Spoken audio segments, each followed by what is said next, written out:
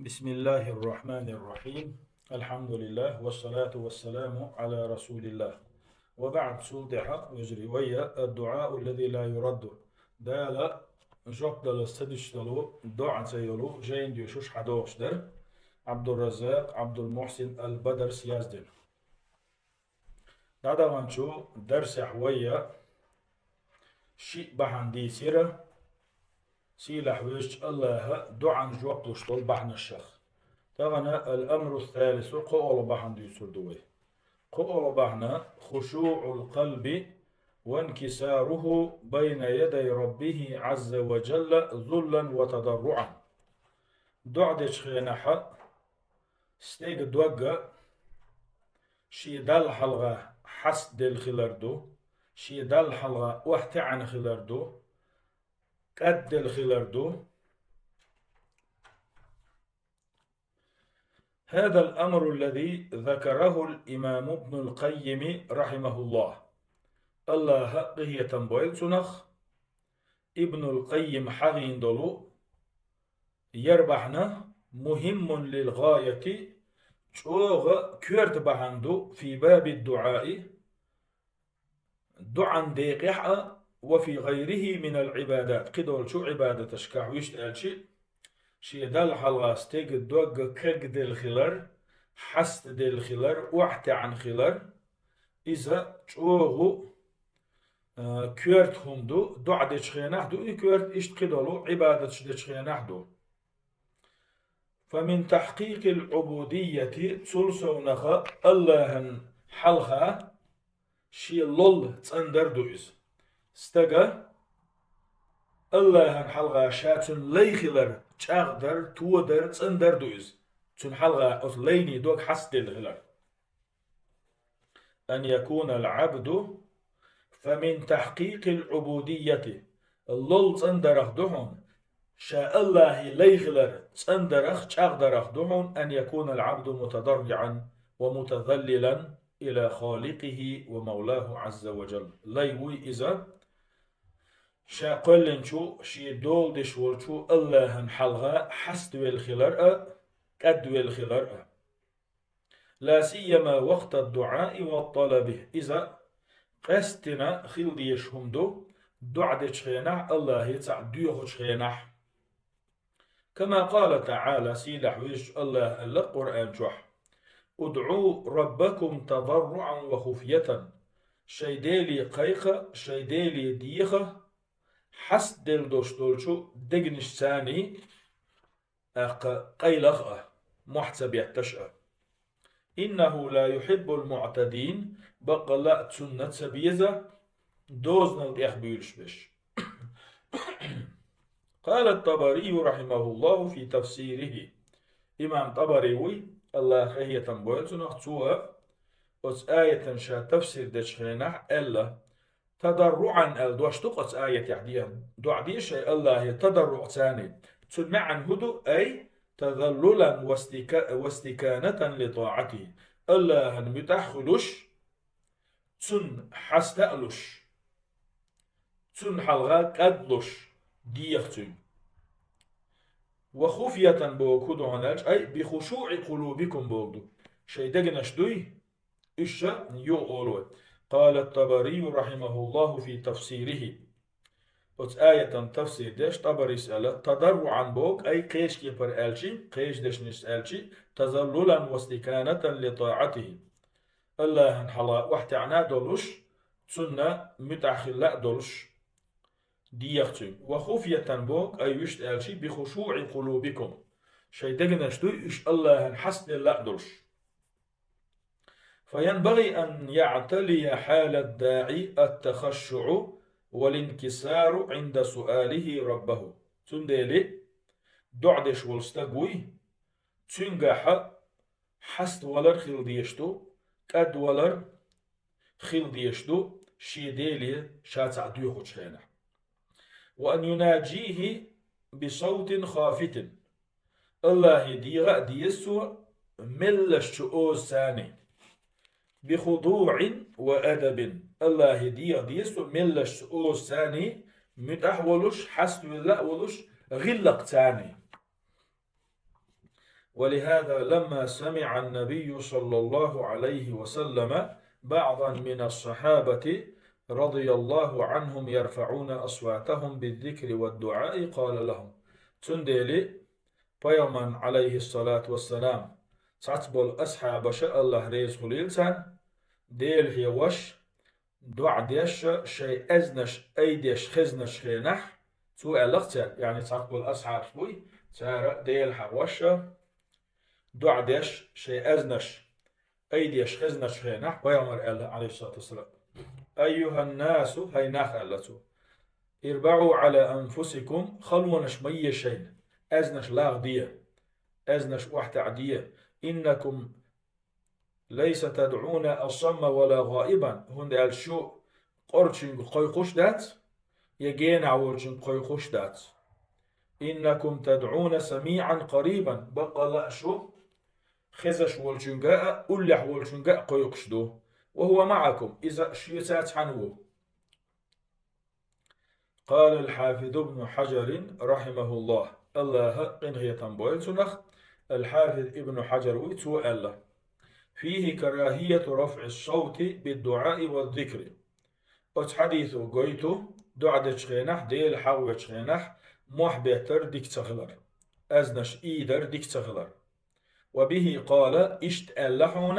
عامة السلف برق سلف شاء من الصحابة والتابعين أصحاب شاء تابعين شاء وبوب الحافظ النووي رحمه الله على هذا الباب إمام الحافظ النووي الله هي تنبويل سنخ تسوى هو حديث حق يزدنا بابدو داقدو تعرز دي اليازدنا تسوى هو حديث حق أجل حديث ثاني استحباب خفض الصوت بالذكر يعني. أز وحت عدره ذكر دشخينا ديل حوشخينا أزلع درة مستحب إلا في المواضع التي ورد الشرع برفعه فيها الشرع أثبت تجشكع أز أيدا ديز البلغ يحنيوت وشمت تجشكع نجحسن شرع أز تجح ذكر دش أيدا ديز البلغ يحمت كشلح تجح أز أيديدو شرع أز أيدي البلغ يحنيوت شمت كشكع أز وحت عين ذكر در مستحب الأمر الرابع ديوز لو بحنا استقبال القبلة وقت الدعاء دعاء تشخينح قلبي ويرزن خلاردو استقبال القبلة يعتبر من الآداب الجليلة للدعاء دعاء تشخينح قلبي حويرزر أز دعانا لادم يشو ميغلشو غلقيخ غلق لورشدو التي تدل على تعظيم الداعي قلبيها فيرزر وغويتش دهون الدعاء ديش والستقو لارم بيشغلر سيد يشغلر لشأن الدعاء أز دعدرا غلقي واهتمامه بيتسوى غويتش دهون أستقى أز دعانا سقط يشغلر ديكترقو يشغلر أز دعانا بقل بال بوشغلر نقاس استق قلبيها ويرشوخ دعاء ديش غينا تو غويتش دهون استقى أز دعان لارم بيشغلر سيد يشغلر دعان غلقا تو سقط يشغلر ولهذا صح عن النبي صلى الله عليه وسلم في مواضع عديدة أنه استقبل ودعا تندل ويبايمر يقرأ عليه الصلاة والسلام بخت إن حديث دولش حديث شكح بيلقل دو مسيح متعشا دعدش خينا إذا قلبي حافرزن خلر كما حصل في غزوة بدر غزوة دولشخينح قلبي حافرزن دعد نسوة حين رأى صلى الله عليه وسلم كثرة عدد المشركين على عدد المسلمين شينا مشرك نعبات إشا بسول ناخل دهجج بسول نعبوي تارلا بسول ناخل دهجل بغوش حقيت بالمشرك ناخ بدر تمع دخلر شين جيشا فاستقبل نبي الله صلى الله عليه وسلم القبلة فيمر قلبي حاويرزنا ثم مد يديه تلدي عشي شكوك دع لسنا الله يدعدنا وذلك أن استقبال الداعي للقبلة هن آلشي دعدش والستقواتر إذا قلبيها ويرزر من الأسباب التي يرجى معها أن يستجاب دعاؤه تن دعنا جوب دلريسة يزيلاء دوك دوخيلاء يولشو بحنخدو فليس هو من شروط الدعاء بعضو قلبيها ويرزر أس دعان بيحكم الشخمدات بيحكم عن شروط أشخاء أصلو يشخاء أمداتز وإنما من آدابه الحميدة قلبيها ويرزر أس دعان خست ميشو غلق يقدو الأمر الخامس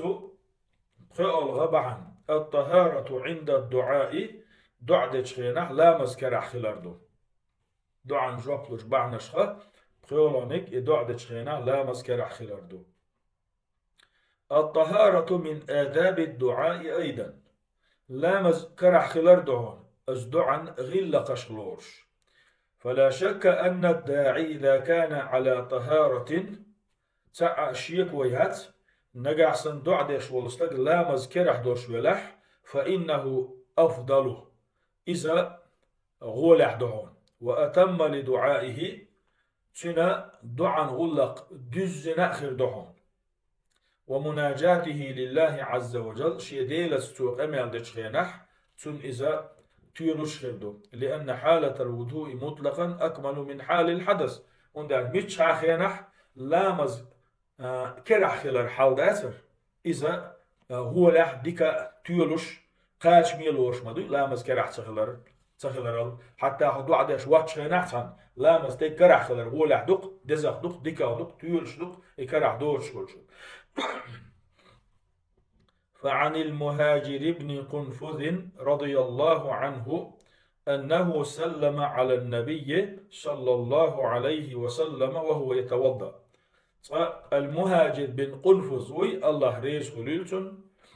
توها لامز شوالش بيامري سلام دل خلق فلم يرد عليه فبيامرت سنجر سلام حتى يتسا أتيح حتى توضأ فرد عليه فلامز شا يسنأ والله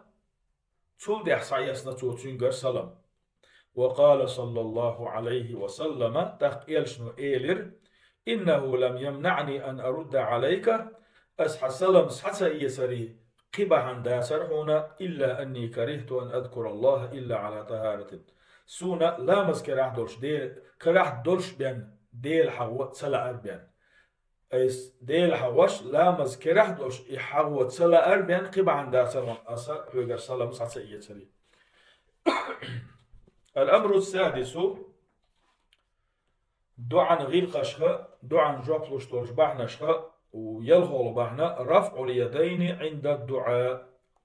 دعاء شخينحة شكيك حل أيدردو فعن سلمان الفارسي رضي الله عنه الله ريز خليلتون سلمان الفارسي ويتو ديوتو أن النبي صلى الله عليه وسلم قال بيامر إيلر أل إن ربكم تبارك وتعالى حيي كريم بقلا شديلة يحيى تشو سيلح كما شاء يستحيي من عبده إذا رفع يديه إليه أن يردهما صفرا بقلا الله يحيت شيلين وشيك دعالة شيك دعدتش جواب تلوش تنا دع يغتوخ فالله جل جلاله الغني يستحي من عبده سيلا عوز الله حل درشول تن يحيت شيلينخ مسخيت تنس إذا رفع إليه يديه أن يردهما صفرا أي قائبتين شيلين وشيك دعالة أسنا شيك دعدتش تنا توديوش تغلا تلوشا يغتوغ يحيتون وذلك لأن هيئة رفع اليدين إلى السماء إهون دهون ألش إشت إشيكيك داسر استيقل حلاتري كتدوي بجعل بطونهما إلى السماء أو مقابل الوجه يعني كيكير يقشيات إش استيقل حلالات كيكير يقشي يحتي يرزين أسكتر دعدشتك دعوة تردوي تعد هيئة افتقار وتذلل وانكسار إذا أستجي قل قويتوش استج حست ولا قويتوش تن ويلا يدخي الخلر قويتوش كيف بيوز وإظهار للفاقة والحاجة بقلا إديل لي أزديل يرى ديكني حشت خلر قويتوش كتس كيف بيوز فكانت لذلك سببا لإجابة الدعاء عند الله عز وجل تنديل إذا بحندو سيلح وجه الله أسكي برشيك دعاء دي شجوكلوش. والأحاديث التي فيها رفع النبي صلى الله عليه وسلم ليديه عند الدعاء كثيرة ويبايمر ديليرا صلوات سلام خلصن شا دعاء دي شخينح كيكش حلقي إن خلال قويش الحديث إش دقدو شو دقدو إش حديثش بل كان صلى الله عليه وسلم يبالغ في رفع يديه في الشدائد والكرب أكثر من غيرهما تلسونها ويبايمر ديلي صلوات سلام خلصن تخلو نشتخي تنشخينح تعبال نشينغت مشتخي تنشخينح قيول شخينح تشول تشوغو ليرن شكل حلق لوتي بعد يشغل تخلو نشتخي تنشخينح شكل داسر قلت لك حلوت شلوي فما قلت الحلقة يدوي كما تقدم في غزوة بدر إشت دعا ديرختو شكل حلق لسنا بدر غزوة يح حين رأى صلى الله عليه وسلم كثرة عدد المشركين على عدد المسلمين فيامرنا مشرك نعبات إشا بصول ناغلا دخلر جنش خيانح ودير واي بيامر صلى الله عليه وسلم فاستقبل نبي الله صلى الله عليه وسلم القبلة فيامر صحلها قلبي حاوير زر ثم مد يديه تودع شي شكل دع لسنا ودعا ربه عز وجل شي ديليت ودع دير قال عمر بن الخطاب رضي الله عنه أتع ويبيامر صلى الله عليه وسلم دين دول دعدات تلحق عمر ابن الخطاب ألق فما زال يهتف بربه شي ديلي ديوخش شي ديلي قيخش لحتريز مادا يديه شي شكيك دعالسنا مستقبل القبلة قلبي حاوزن حتى سقط رداؤه عن منكبيه دوغتوغ تو ديوخش لق شكيك حل أيدرنا تنا تتسنيل تقول شلهم يا تبرشتير إذا أتعنا وحايوش تقول شل بلاشوي إذا تنتير وحايوش أسكي برجوغ لخ كيوكش حالات الله حستول ديلي ديوخش ديلي قيوكش لا ترز وكذا في حال القحط عندما دعا صلى الله عليه وسلم على المنبر للاستسقاء اشتوى بيامر عليه الصلاة والسلام لق كيوكش حلا أيدش دعدر منبر دح بصول ناغنا دوغس دوغش يقفتن شخير قال أنس بن مالك رضي الله عنه الله ريز قليلتنا أنس بن مالك ويتوديتك رأيت رسول الله صلى الله عليه وسلم يرفع يديه في الدعاء فيغمر ديلي صلى الله عليه وسلم قليلتن شا دعدت خينا سلق شي شكك حالات جرسون حتى يرى بياض إبطيه تنا شين بارس بخارة قيلشت عن قشاء يولش فيغمر صلى الله عليه وسلم إكيش نقلق حالات ربعان دولش شين بارس قيلشت عن قشاء يولش الأمر السابع دال سبحانه وتعالى دعنا رجوك لشتر بعنا شخ ورو بعنا البداءة بحمد الله وتمجيده شادح الدعاء دعوة لشخين احستقى الله هنا خاصة بيش الله وزوبيز ثم الصلاة على نبيه محمد صلى الله عليه وسلم تولدها فيمن صلوات الديز قبل الدعاء دعاء دلي حل ويش تقال شيء ورل بعنا دعاء ركوش للبعنا شخر شا ديوخش لهم ديه هو الولي حلا الله خاصة بنا فيمن صلوات الديز صلى الله عليه وسلم فعن فضالة بن عبيد رضي الله عنه قال فضالة بن عبيدة الله ريز خليل ديتن سمع رسول الله صلى الله عليه وسلم رجلا يدعو في صلاته صديل يلشنا تستكخزرق شيلام زح دعدش لم يمجد الله تعالى شا دعد ولش الله خاصة تبيش ولم يصلي على النبي صلى الله عليه وسلم فيمرويت صلوات تدوش فقال النبي صلى الله عليه وسلم أخبر ألق عجل هذا تو سيغوي سيغوي دعاء ثم دعاه فقال له أقا استكشين دقيقنا فيعمل اللقص إذا صلى أحدكم فليبدأ بتحميد ربه عز وجل والثناء عليه شوخ تعمى لا مزد شخينح دعاء دشخينح صحابة الله شيدال الله انخستن بيه إخيست بيه ثم يصلي على النبي صلى الله عليه وسلم تلدع بيامنا صلوات دل ثم يدعو بعد بما شاء تلدع الله شنلقوغا ديوخ دعاء ديه ميكشتوي فالأكمل للمسلم إذا شرع في الدعاء بصوا بقوات إن قاعد دعاء دوال شلح وقريتو ليلي قرش بالبارم بوي قرش بالبارم إيمان أبو أن يقدم بين يدي دعائه ثناء الله وتمجيده وحمده سبحانه وتعالى وقري حلقة الله خستور وتو الله سيلح ويروتو الله وزويروتو الله خستن بيروتو ثم يثني بالصلاة والسلام على النبي عليه الصلاة والسلام تقول دي أحبايا مران صلوات دلوردتو تدال خاستن بنا يحبايا مران صلوات دلوردتو ثم يدعو بعد ذلك تقول دي دعا دي دكتو ويسأل ربه بما أحب شين لو أشتلهم ديوردتو الله سبحانه وتعالى وبهذا نعلم وجه فضل الدعاء بعد السماع الأذان أتوى ديتين شنساني وين بيلغل دول ملقيقن شخيان عديشتول دعا داتر إدز هندو ملقيقش ديشتول دعا ديز هندو بيلغل دول وين وفضله بعد التشهد الأخير في الصلاة لا مزيحت أحل أتحيات ديشتول دعا دوي إدز هندو بيلغل دول وين كما تقدم وحالي نقصر عدك هند قال شيء فإن كلا الموضعين يسبقه دعاء وتعظيم لله تبارك وتعالى أتشينا متحا دعاء دشخينح صدحر الله خاصة بيشبه الله وزيشو وصلاة على رسوله محمد صلى الله عليه وسلم تحبايا من صلواته فناسب أن يكون الدعاء بعدهما من مواطن الإجابة تندلي مالقيقن شو ديشتول دعية أتحيا ديش نوال شو ديش دول دعية جواب دلا جيرك دول شو دعنا الشهدون الأمر الثامن دا دعنا جواب لو شيلو دولو بعنا الشخ برو بعنا إحل يعني خير دوي الأمر الثامن دا دعنا جواب لو شيلو بعنا الشخ برو التوبة والاستغفار بين يدي الدعاء شا دعا دلي حل الله التوبة دينا إلي يشتر دي خردوي إذا دا لدو عن جوكتوش بعني يخدو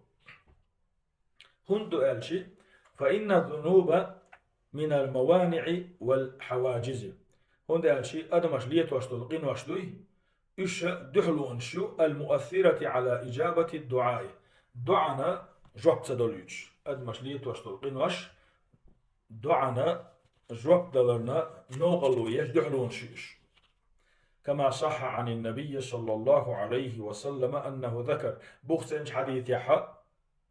ويبيامر يرحبي أنخاء مخلر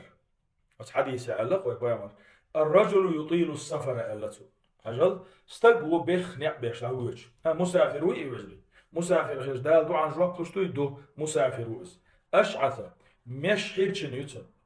داق تشوي لوقه نيقح داق أغبر تشينش ويز ويه تشينش ويز مش حيرشن تشوي لول تقن دال دو عن جواب تشتو يشولو بحان دو عن جواب تشتو يمد يديه إلى السماء داق قش يشتكي تقل حلوتو يقولو بحان دو عن جواب تشتو يا رب أولي قيقتو تا صديل أولي حسبويز إيش تحسبوش ديش نش أور ديلي دو عدر دال دو عن جواب دي أو بحاندو هجل داق مسو بحنش ليلي نأس بحنش دو استقع دال دو عن جواب تشتو ومطعمه حرام تو يؤشلهما حرام خلج ومشربه حرام تو ملشلهم حرام خلج وملبسه حرام تنتدو دوخر حرام خلج وغذي بالحرام حرام قاشا مأوش إقابنا خلج فأنا يستجاب لذلك تندو عن جواب مولردو أيوة تندو عن جواب مولردو بو ديرجي دو عن جواب لشتو بحنش تنقع دلو شيح إتا